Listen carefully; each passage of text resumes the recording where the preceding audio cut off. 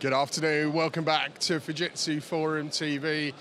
We are moments away from bringing you our second keynote of the day. Up next is the keynote that's going to be led by Fleur Copping. Fleur is the head of global strategic alliances at Fujitsu. And in the partner keynote led by Fleur, the head of global alliances will lead a panel discussion on the importance of trust when building ecosystems and value propositions. Here's the cool bit. She's going to be joined on stage by partners from Intel, Microsoft, NetApp, and Nutanix. They've been kind enough to give us some of their senior execs to help debate and discuss all the challenges around trust and building great ecosystems. Now, I say we're moments away from bringing that keynote to you. There are a lot of people here in Munich this afternoon. In fact, there's so many people here in Munich this afternoon, it's taken a little time to get them into the keynote. Now, obviously, we're not going to start until everyone is seated. So in a moment or two, we will cut to that. But for the time being, let's get you up to speed with what's happening in the digital transformation zone. Our purpose-built studio is in the heart of the digital transformation zone. We've sent Dan on our roving camera out to get you pictures so you can see what it's like here within the digital transformation arena at Fujitsu Forum. There we go, look at this. Oh, you're going to see a few shocked faces, I imagine, as they spot the camera flying around. But guests, attendees of Fujitsu Forum, they get to see firsthand the latest technology that's impacting future workplace. We've obviously had a few discussions already today on this, haven't we? The importance of getting the workplace right with the right technology, but the right empowerment for staff to make sure everything is as it should be to enable, empower and delight our workforce. It means more loyal staff, of course, quality of work. You keep best in class. Connected retail. Now, it's an interesting one, the retail landscape. Going through a period of change, aren't they? High streets are struggling, but there are still retailers winning out there who are getting their technical propositions correct. Now, over we come towards the products area, where you'll see some of the lovely products Fujitsu have. Before moving into the data protection zone, I think over the last couple of years we've done a lot to frustrate CIOs, haven't we? The emergence of GDPR and what that means and how we store data, how we process data. Well, our partners are here. Oh, there we go with, oh no, he's back. I should say, some of the pixelation, we are on a roaming camera that is streaming footage back to our desk live, and as you can probably see, there's quite a bit of structure in between where Dan currently is on the camera and where we are. As we move through into the SAP and the fraud protection area, we were obviously talking to the SAP director earlier at Fujitsu about SAP environments and all the great and good they can do. Blockchain technology, big talking point last year, wasn't it? Blockchain. In fact, last year's keynote with Dr. Joseph Rieger was on the ability for blockchain to have far wider applications than just cryptocurrency. Shortly, later this afternoon, we're bringing you a segment on that where we're catching up with the great people at the Rice Exchange who have been working with Fujitsu on a use case of blockchain. Quantum-inspired digital inhaler in that interview segment yesterday with the brilliant Dr. David Snelling. He helped us understand the evolution of quantum computing and how it's inspired digital inhaler. That, what you were looking at, is an example of the technology that is impacting society today. Hardware solutions readily available. One of our show sponsors, NetApp, they're helping people understand the future of storage solutions. They're one of the many partners that Fujitsu are able to draw upon. And of course, you'll be hearing from three others of our partners, along with Fleur Copping in the keynote, Intel, Microsoft, NetApp themselves, and Nutanix, of course. Well, doesn't that look fun? And no, I'm not going to go and have a go at that before anyone suggests it, but we may see if we can get somebody to go and have a volunteer and tell us about the display and what they're experiencing. Lots of fun and games and great experiences for people at Fujitsu Forum. Viewers of Fujitsu Forum TV, you get to see all four keynotes. We're bringing you over 40 live interviews. Many of those are with the very people running the 60 or so interactive breakout sessions available here at Fujitsu Forum 2019. Now, what else do staff get to do here? Well, there's the networking, there's the expert talks. They do get to avail of one-on-one sessions with both subject matter experts at Fujitsu, partners, and of course, customers. Then there's the all-important evening networking, where I'm told it's not just socialising, there's a lot of important chatter that takes place. but that's still just part and parcel of the Forum experience. And whilst we can't bring you any of that on Forum TV, we can get you all the insight from the keynotes. Now, again, I know we keep saying this, we are moments away from bringing you the next keynote. There is just so many people here today. I think I've mentioned a few times today, we are receiving guests from over 80 countries around the world, just staggering. It's a packed full house. You can hear the noise. And right now in the arena, you've just seen the pictures on the Steadicam. This is not a packed space compared to how it was an hour or two. Everyone's up queuing to get into the keynote. And as soon as we've got everyone seated in the auditorium, we will be going live and bringing you Fleur Copping's partner keynote. And just to remind you, Fleur, she's the head of global alliances here at Fujitsu, and she will be leading a panel discussion with Intel, Microsoft, NetApp, and Nutanix, and they're specifically discussing the importance of trust when building an ecosystem and creating those value propositions. Our commitment to you on Fujitsu Forum TV is to explore the very challenges faced by your business and society today, and to get you key answers that technology are able to deliver, but beyond that, getting you the value from those very problems you're having to address as a boardroom. Excuse me. Let's look at what else we've got coming up this afternoon on Fujitsu Forum TV. I know we go from the keynote to a really cool interview with the public sector team. Last year they had a smash hit segment with us, bringing representatives from the Estonian government. This year, the public sector team, they're bringing people from Finland. Now, 3 o'clock we'll be live with that. The journey towards a citizen-centric digital government. We'll be explaining how Finland just ranked #1 in the EU's digital comparison report. They are doing a wonderful job on digital transformation. There are lessons to be learned. Yes, they may have fewer citizens than, say, the German government or the British government, but nonetheless, lessons can be applied. And to be frank, is that a valid limitation in not being able to drive digital transformation? Surely working with partners like Fujitsu and some of the best service providers out there means that replicating what Finland have excelled in should be easy to do for German and British governments. More to come on that shortly. Blockchain. We'll be talking to Frederick de Broek. He runs the Centre of Excellence on Blockchain here at Fujitsu, joined, of course, by the Rice Exchange. Rice, it's one of the biggest trading commodities in the world today. It's got quite an antiquated history in its trade. Blockchain has just enabled forward thinking and a digital solution. Excuse me. God, I'm running out of breath here. Co-creating the future of sustainable communities. That's Joe Box's team. So we'll be speaking to him again. And then closing out the day, business automation and financial services. And then we'll be back speaking with Helen Lamb and Tim about the global delivery group here at Fujitsu. But I believe we're almost ready to put you over to the keynote. In fact, we might even be able to get some pictures up on the plasma behind me of what guests in the keynote arena are seeing right now. So again, I know I'm sort of repeating myself a bit, but Fleur's going to be joined on stage by partners. Look, there you go. Ladies and gentlemen, your second keynote of Fujitsu Forum 2019. Enjoy.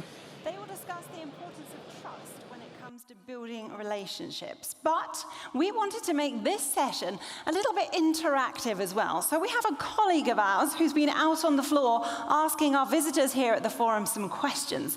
Let's see if we can connect with her now. Are you there? Hi everyone, my name is Romina and I'm out here asking our visitors for their opinion on some of today's hot topics.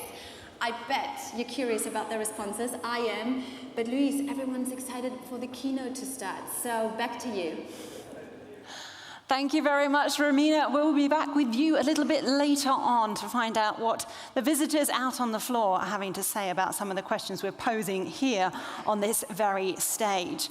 And we're going to be posing questions to you out there as well. That's another way that we want to make this very interactive. As you came in, you were given a card which has got green and red on both sides of it. Please keep that very handy, because that's going to be how you'll answer the questions that we'll put to you throughout this next session.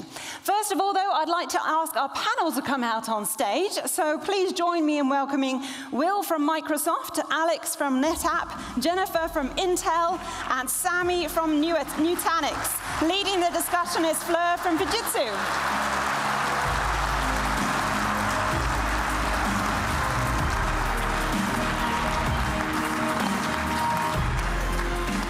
thanks to all of you for being here. Now we are going to hear from the panel as we go on throughout this session, but Fleur, as you're here with me right now, would you like to give everybody your point of view on this topic? Thank you. Hi, good afternoon, everybody, and thank you for joining us for our second keynote. Today it's all around how we build that trusted ecosystem. Some of you hopefully were here last year, and you'll remember we talked about how the responsibilities and the roles of partnerships and ecosystems was evolving. We're taking that to the next stage now to understand how we can unlock business and social value by building really strong, trusted partnerships. We all know, we heard earlier, that trust is very hard to gain, but so easy to lose. You know, we're all in a world now where we think nothing about clicking accept on those consumer T's and C's that we see and trusting that organizations like ourselves are going to do the right thing by us. Making sure that we protect their data, that we're building services without unconscious bias within them, and delivering applications and further services to our customers that don't have any gaps or inconsistencies. So you're going to hear from me, but you're also going to hear from some of our great partners around how seriously they're taking building trust into what we do and how we work closely together. And I'm really excited that this time we've also got some feedback from yourselves around what's important. It's always difficult when you're on the stage looking out without making it interactive. So thank you very much for those who participated. So first of all, let me give you some thoughts on what I think about this and some research that Fujitsu has done. You know, everything is becoming more complex, and when I first came into IT was following Moore's law, and it just doesn't get any slower. Everything is going so quickly. And when things go wrong, it becomes so much more personal and serious. And so it's important for us to understand how we can protect ourselves and protect our consumers.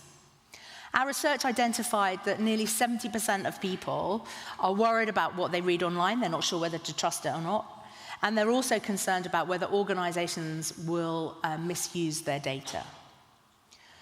And so I think for us, that gives us a really interesting opportunity to prove that we're not building unconscious bias into those technologies. But I reflected on this when I read about Google buying Fitbit this week. The founder of Fitbit felt that he had to restate publicly that trust was central to their mission and that that would continue as they became a part of Google. It wasn't so long ago that if someone lost my data, all they'd get would be my address. And in fact, if someone really wanted my address, they could get it from the phone book. And so I guess that really dates me. I think now people can get my financial information, they can understand what I like, but they can also see how healthy or unhealthy I am. It becomes a bit more interesting. And so for us as consumers and organizations, I really think it's trust that gives us the resiliency to manage the world in these shifting sands. So I wanted to talk about an example where we've been working with an organization and with our partners to deliver a trusted solution. This week we've announced that we've been working with an organization called Rice Exchange and bringing into production the first ever digital blockchain rice trading platform. It's a $450 billion marketplace, the buying and selling of rice. There are 740 million tons of rice produced each year, and for all of us, it's pretty much our staple food. You wouldn't believe how complex trading of rice is. It's kind of opaque, it's very much paper-based, and there is quite an ecosystem of people that are involved, from suppliers, traders, insurers, regulators. So if there's a way that we can make that more frictionless and give it transparency, we can make a real significant difference to millions of people's lives. So the problem was, how do we do that? One of the solutions was working with one of our trusted partners, Microsoft, for example, and with Rice Exchange. We looked at how we could build the blockchain solution to give transparency and verifiable data available to everybody in their ecosystem all at the same time. Now, it's quite an exciting project.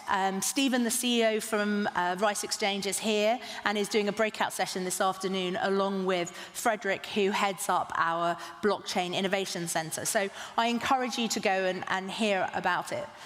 But for me, it was a particularly interesting example because not only is there trust in the ecosystem and the partnerships that we brought together in order to produce the solution, but there's inherent trust in the technology that helps develop it in the blockchain. So for me, it's one example of where together, building strong relationships, we can really make a social and economic difference to the world. Thank you, Fleur. Thank you. Very informative and great start to what's going to be a fantastic session, I'm sure. But before we come to the other people, I would like to quickly pose a question to all of you out there and get you going, get those arm muscles working. Here's your question.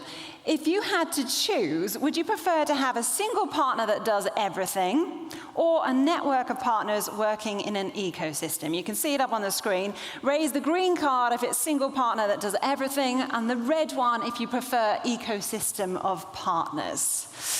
Oh, wow. I don't know if you can see each other's cards there, but there's definitely a lot of red in the room. That's a relief, really, isn't it? Seeing as we're having a whole session on trusted partnerships and ecosystems. But yeah, no, I agree. You know, in this world, I think we definitely need to bring our collective strengths together. Will, what's your thoughts on this? Yeah, Fleur, thanks for the question. I mean, it's a difficult question. I mean, if you have a single partner that does everything, you can kind of hold them completely to account, which is great. But I think an ecosystem brings a diversity of thought, of opinions, of different voices. And I think that in the complex world we're in now, that's what you really need to have a successful partnership. Thank you. Thank you. I'd agree. Now, Will's just about to present Microsoft's view for us on what you believe around trusted ecosystems. But before we do this, we're going to do our first view of what you guys are thinking in the audience. What does an ecosystem mean to you? It's an environment where we can co-create together with your customers, partners in innovative fashion. Ecosystem is around a lot of partnerships. It means a system that integrates many smaller systems to make one unified experience. It's long-standing relationships, being trustworthy and being reliable. Like in a family, you know. Many of people that trust each other.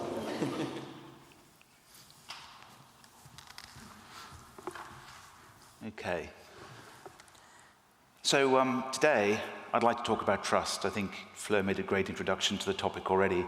I want to talk about why trust is so important to our ecosystem and why it's important now. And we do kind of take trust a bit for granted, and I think, you know, I trust Fleur, she trusts me, we're on stage here together, and I trust everyone in this audience that actually, you know, you're going to listen to me, and I trust you with, you know, my time and yours. So thank you for that trust. But actually, trust is more complex. I think it has to be earned. And it's based on values if you're a person.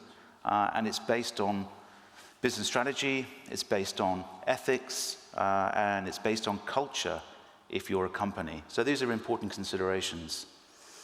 So why is trust so important to our industry right now? Well, I think we all know we're in the middle of this huge digital transformation, or also known as the fourth industrial revolution. You know, whole businesses, whole supply chains, whole ways of work are being completely rewired in all sorts of different and unexpected ways, thanks to advances in AI and in cloud computing. Now, I grew up in the 70s, and actually when I was a kid, my dad had a weekend job fixing video games, which was super cool if you're 10 years old. And it's kind of amazing to think about the journey tech has been on since then, if any of you are kids from the 70s. And actually, today, digital transformation is infused with tech. An example is aircraft design using augmented reality, or accessibility for all using gesture control and eye tracking, two great examples of tech that came from gaming. So I guess for me, all that time on Space Invaders was worth it. But something else I'm really passionate about, and I think Fleur touched on this briefly, is the impact on tech on us, the individuals, in terms of our privacy, our security, our identity, and the authenticity of information that we receive. Those are our rights, and they're being challenged in an era of facial recognition, social media, and fake news. So on reflection, I think tech, like me, we've grown up. Our industry has grown up. So no longer do we just write code, build devices, and ship. What we do, our decisions, resonate across all of society. So where is the ecosystem in this mix? Well, delivering a true digital transformation with a sustainable long-term vision needs a solid ecosystem to achieve this. And I think by an ecosystem, we touched on this briefly, we mean something that is more than just the sum of the parts. And for an ecosystem to trust and function, trust is essential. Let's just unpack these comments a little bit. How do we build a trust ecosystem? So I think the first thing you want is a mission and a business model with your partner that's aligned. So the whole ecosystem is looking for partners who have a fundamental alignment between their business strategies. So you can build a strategic partnership, not just a supplier relationship, and you can draw a clear line between your business and your partner's business. And second, and I think probably the most important factor in digital transformation in terms of success, is empathetic cultures foster trust. Digital transformation is about people. Everyone in this room is on that journey. We're on it together. It's about you and me. So we have to be driving a super strong people agenda along with the business agenda to transform digitally. So we want to confront our fixed mindsets, we all have them, reach for our mental and learning agility, and challenge our values of respect, integrity, and accountability. And the same is true of everyone in our partnership as well. So the culture of our companies crosses boundaries into the ecosystem. Driving transformation effectively requires fostering diversity of thought and having the ability to listen. And third, and this is kind of very much the Microsoft point of view, building responsible products. This means having partners you can trust to build according to ethical design principles so that you can safeguard your own ethics in the products and services that you offer.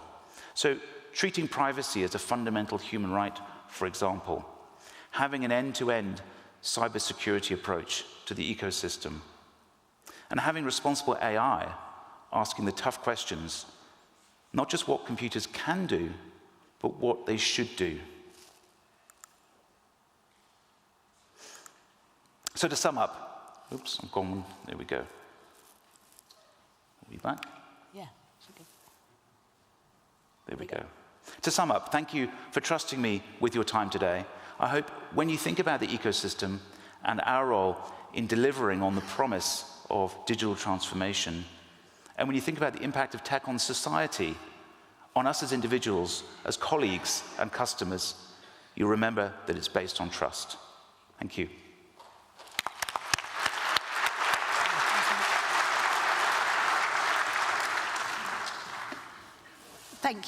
Thank you, Will. Alex, you next, but now we have the tradition, we'll run the video first, and then we'll ask you to come up on stage to your presentation. One thing you would have to name that makes you trust a partner, what would that be? A good relationship, good experiences in recent projects. To be reliable, to have good solutions, and support our partners and our customers. It's all the time the people, and the people are these who make a company great.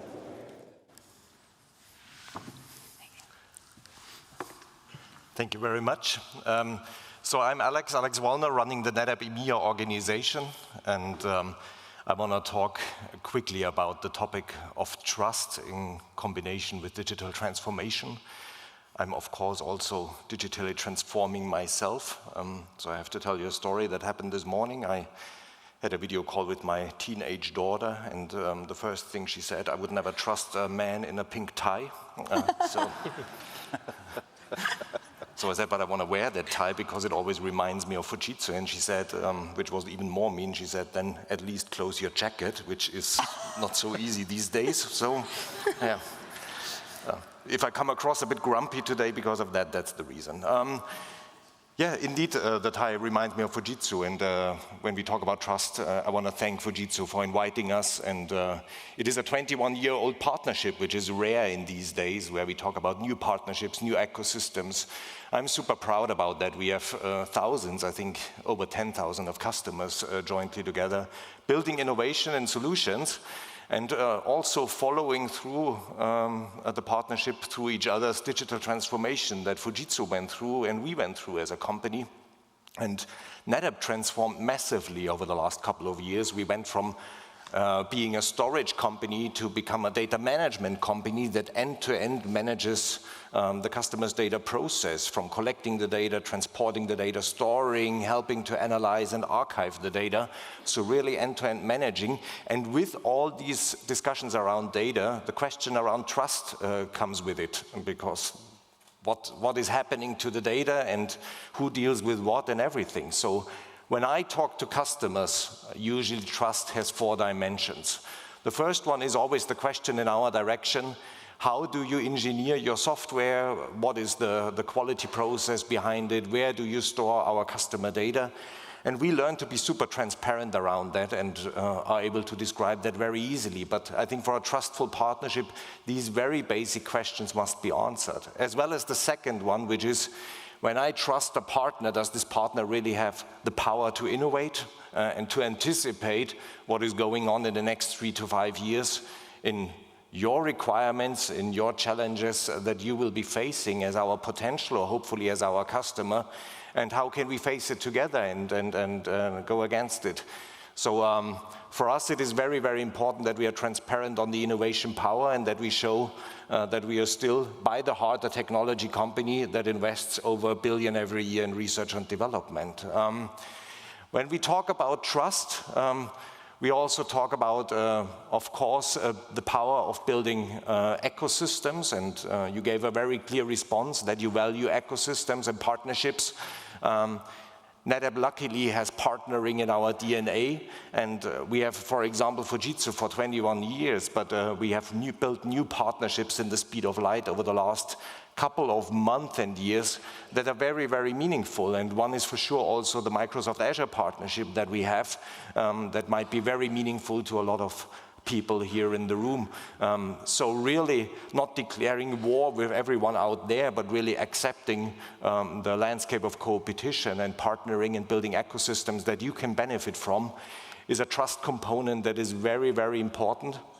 And last but not least, it is also the business ethics and work ethics discussion, because what I see when I talk to a lot of customers is that they tend to consolidate vendors. I think there's zero appetite to deal with as much vendors as possible. So you will automatically lean into the partners that you trust into. And trust means that you enjoy doing business with these partners, and trust also means that you believe in not a supplier relationship, but in a true partnership.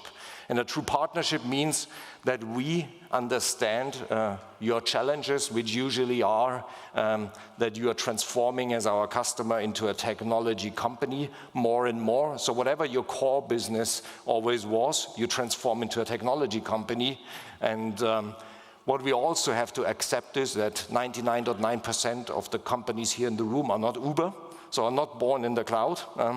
So a lot of our customers also have a legacy to deal with. And I think you also need to have the trust that we as a partner have the right focus on exactly that legacy environment as well. So for us, it is key in the end that you trust into our end-to-end solution, that you trust into the partnership we have jointly with Fujitsu. I personally trust that you keep on buying our products, which would be very nice. And I think trust is the most important thing in a world that moves in the speed of light. Thank you very much.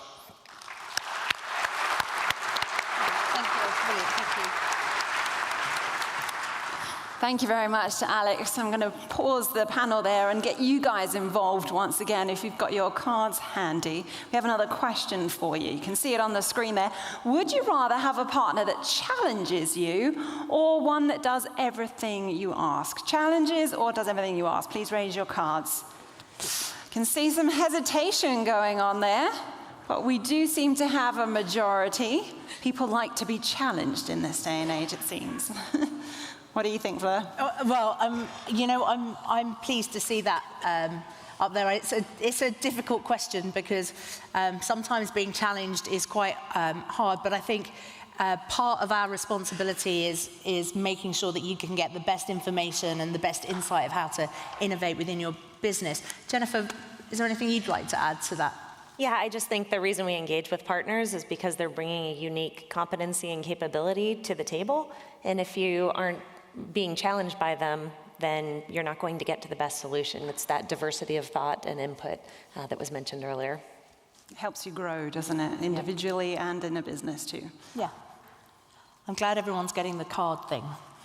It makes our lives a bit easier up here. Thank you. Yeah, of course. Brilliant. Well, Jennifer, in time-honoured tradition, we're going to now show a video and then get you to come and speak. Great. What is the most important thing, if you would have to name one, that a partner can offer to you?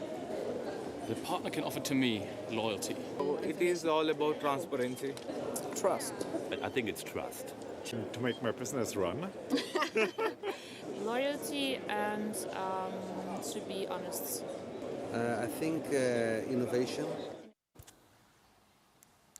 Great.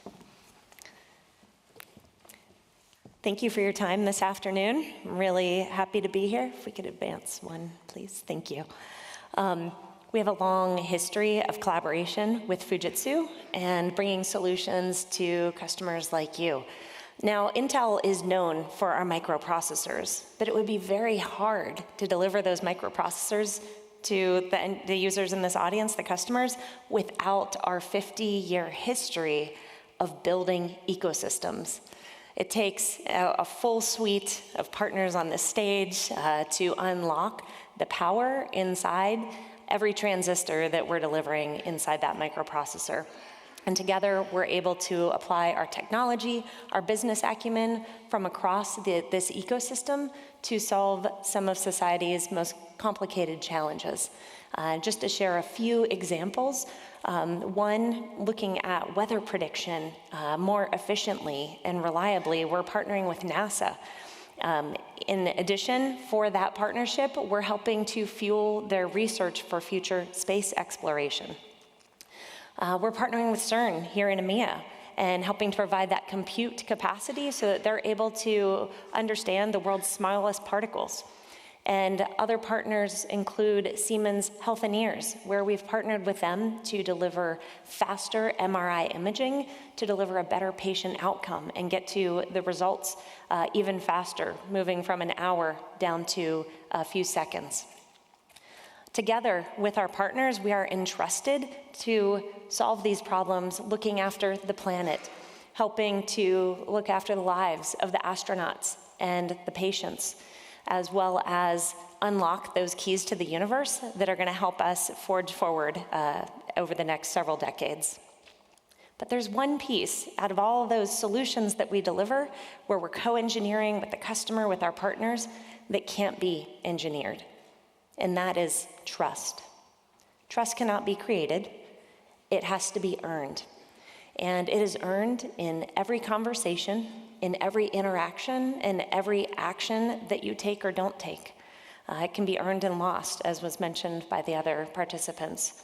So through building this trusted ecosystem of partners, we're able to integrate the hardware, the software, and deliver synergistic solutions that help meet our end customer needs as they're on their journey of the digital transformation. When I think about the process of building trust, it cuts across the people, the product, and the processes. It starts first with the people, and the relationships are the foundation that trust is built on. It's the relationship between that end user, the ecosystem partner, and even the employees within each of our own organizations. Because when they know that we trust them, they can be unleashed to go solve the customer problems and partner with the end user and the ecosystem towards a mutual goal to solve those common challenges. At Intel, our employees are also, not only utilizing their expertise and experience to solve these global challenges, they're working in their communities to support the local community, as well as going forth and inspiring that next generation of global innovators. The second aspect is trust in the product. So you need to be confident that the product is going to deliver the quality that you need reliably so that it can fuel you have a reliable product with your partner, you know that it's going to meet all the specifications that are required for the solution that you need to deliver. Increasingly, we're presented with new opportunities and challenges to maintain this trust in a data-centric world. Data privacy was talked about. We need to be building hardware and software solutions to maintain that data privacy. We also just need partners like Fujitsu who can help bring together the broad portfolio of assets and deliver innovative solutions like they have at their AI center in France and offering other HPC solutions to help end users unlock and unleash the insights to drive your businesses forward. That requires an obsessive focus on what that customer experience is going to be, and not just at the launch, but throughout the life cycle of the product. And I think that's becoming an increasing focus for Intel, is really looking out over the journey of the life cycle of the product so that that partner can be confident in their deployment of that technology for as long as they need it. So together, we're building these data-centric solutions that are going to fuel the future global economy, the new paths of discovery and insight. The last piece in building that foundation of trust is in the process. So we talked about quality and reliability. Intel's had this multi-decade journey of uninterrupted delivery of microprocessor technology to the world, but we have to continually hone and improve our processes so that we can meet those highest standards of reliability that our customers in this new data-centric world rely on. We think it's not only trust in the product, but it's also trust in the supply chain.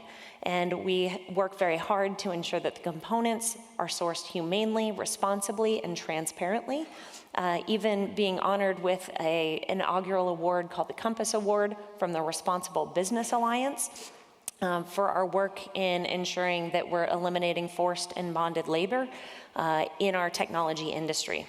So we believe that as a company, we need to put forth what we've learned and share it with our ecosystem partners. So today, for both Intel's suppliers as well as the suppliers of our suppliers, we help them to develop corporate responsibility strategies, set a high bar for environmental, social, ethical standards, as well as to set targets and transparently report out on their performance to those targets. We believe that transparency is a critical aspect of trust, as you saw in one of those questions earlier today. So what is the importance of trust in our business at this time?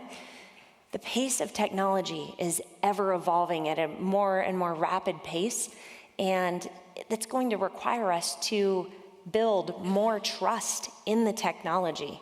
If we think of something like autonomous driving, the promise is incredible, saving millions of lives as are predicted, being able to offer mobility to everyone. But underneath that, we need to have sustainable solutions that are built on trust. Trust in the people, trust in the product, and in the processes. So together, we all here are stewards of this technology deployment, and together we're delivering these solutions that need to be built on a solid foundation of trust so that the technologies can really have their greatest impact on society. So thank you.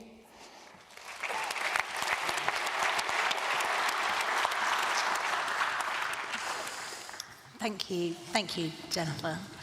And last but by no means least, Sammy, we're going to get you up to give your view and what's going on in Nutanix. But again, before we do that, we're going to go and see what everybody's been saying outside.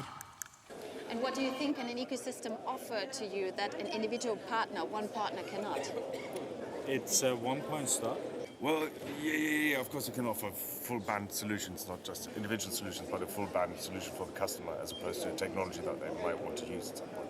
Well, I think it comes then from the multitude of competencies aspects, perspectives that you can bring from an ecosystem. You know, having an all-encompassing view on what needs to be done.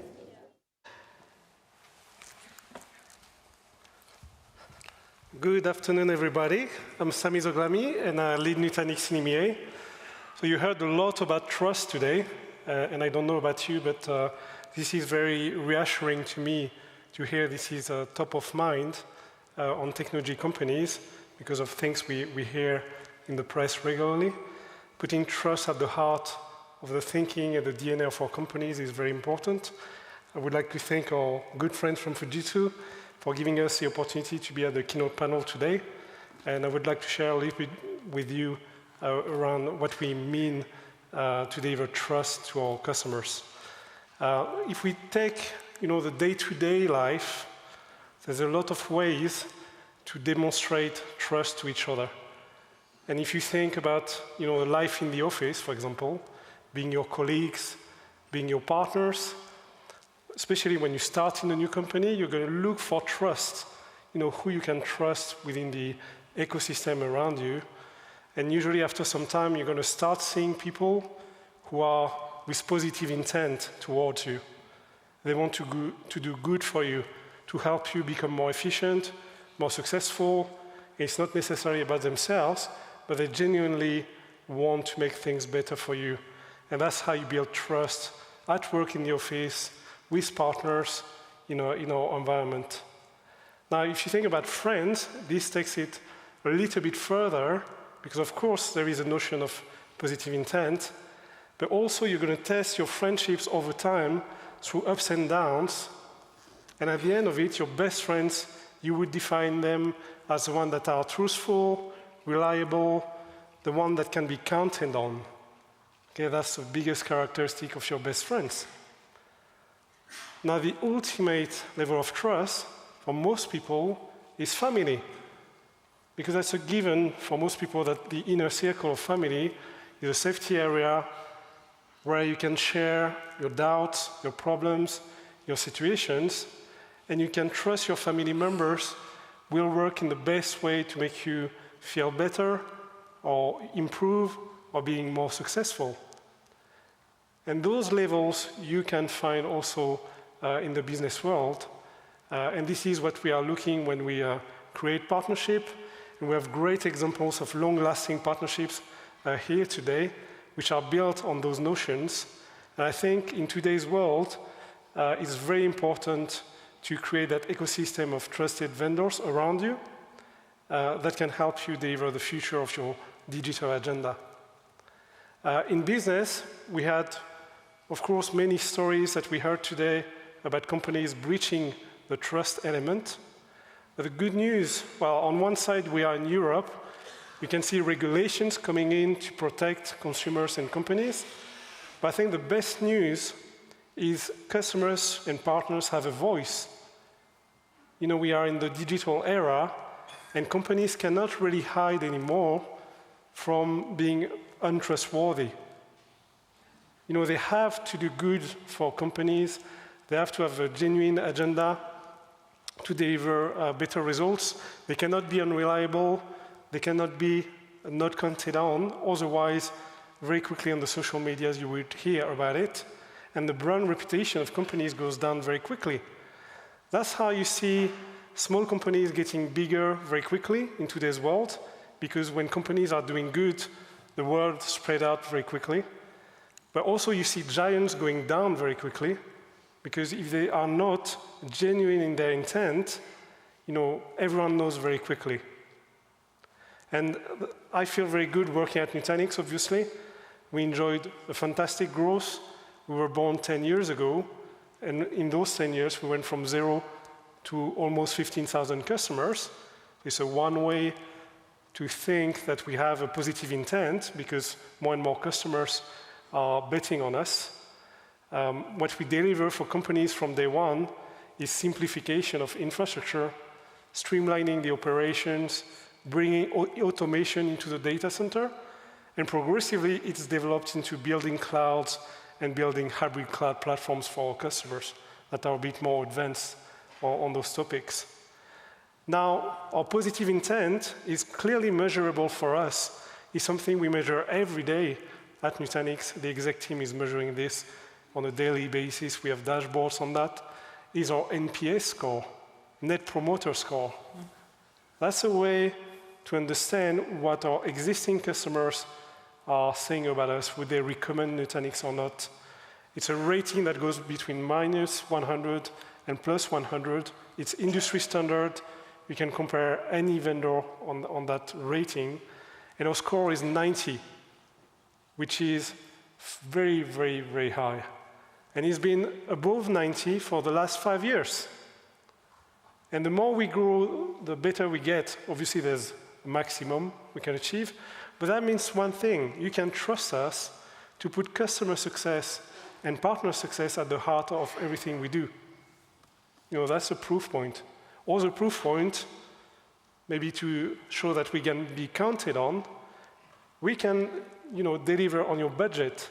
IDC is saying that we can reduce the TCO of infrastructure by 60% over 5 years, in average, versus traditional switch architecture in your data center. So this is a better efficiency for your investments, as well as more comfort for your IT teams. Now, the most important proof point from IDC in that research is we reduce unplanned downtime by 97%. This is about your business running. Most of the projects we do are production environment. We host critical applications. And this is the kind of result we deliver with modern technology.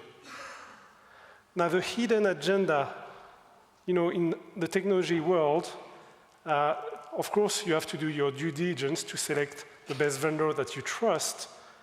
But we hear a lot from customers and partners that some vendors, once they are in a situation of monopoly, start to apply some form of lock-in, contractual lock-in, technology lock-in that makes it difficult to migrate out. And in the sense that we really want to stay vulnerable and deliver value to customers and partners, we make everything possible to remove Nutanix easily and to bring freedom of choice to customers. So while we are a software company that delivers hybrid cloud to customers, you can choose the hardware you want, you can choose the hypervisor you want, the automation stack that you want, and the cloud that you want. We will accommodate and integrate into your choices, and that ability to choose gives you bargaining power. Now, to take that notion to the maximum, you can also remove Nutanix in a few clicks. It's not a big migration project to remove Nutanix. It's not an application replatforming project to remove Nutanix, which means the only lock-in you will have by working with us will be the delightful experience. So we bet on your experience, and we measure it obviously through the NPS score to make sure that you're happy day to day and that you bet on us more and more. So in terms of partnership, trusted partnership, we are the last one out of the strategic partners of Fujitsu. So we have many years to prove ourselves. I encourage you to meet the team and meet our existing customers and start the journey with us. And hopefully it's going to be a long-lasting trust between you and us. Thank you.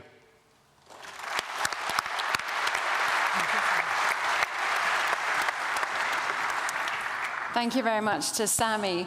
Now, we do have one last question for all of you before we wrap things up here today. The last two were pretty easy, so this one we thought would make it a little bit more challenging for you.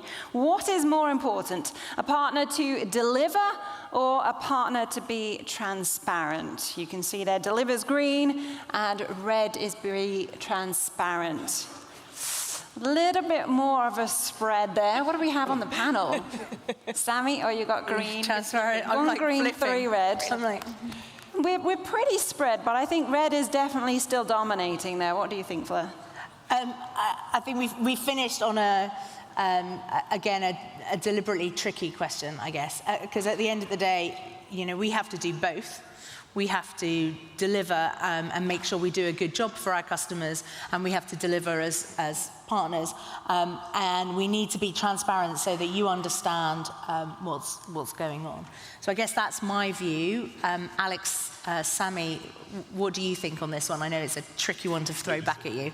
It is a super tricky one, and I would agree with you. I would prefer a partner who transparently delivers. Yeah, okay, yeah. But nevertheless, I think in today's world is complex, and we have to accept that projects are complex. Things can fail, things can slow down. So I think transparency, also in the spirit of trust, is absolutely key. Because I think when things go wrong, I think everybody, and especially our customers, need to know it early on.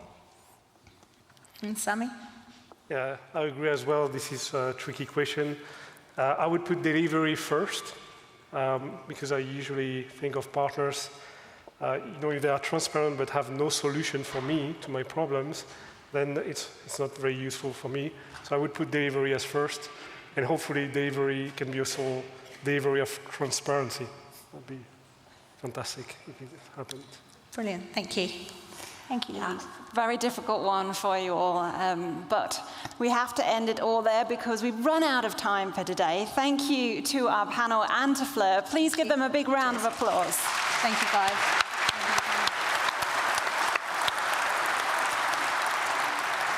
Thank you to you all as well for contributing to the session, and a huge thank you to anybody who contributed to the questions that were going on out in the forum as well. We do have a session here at 4 p.m. on this stage, specifically for our channel partners, and tomorrow minute more.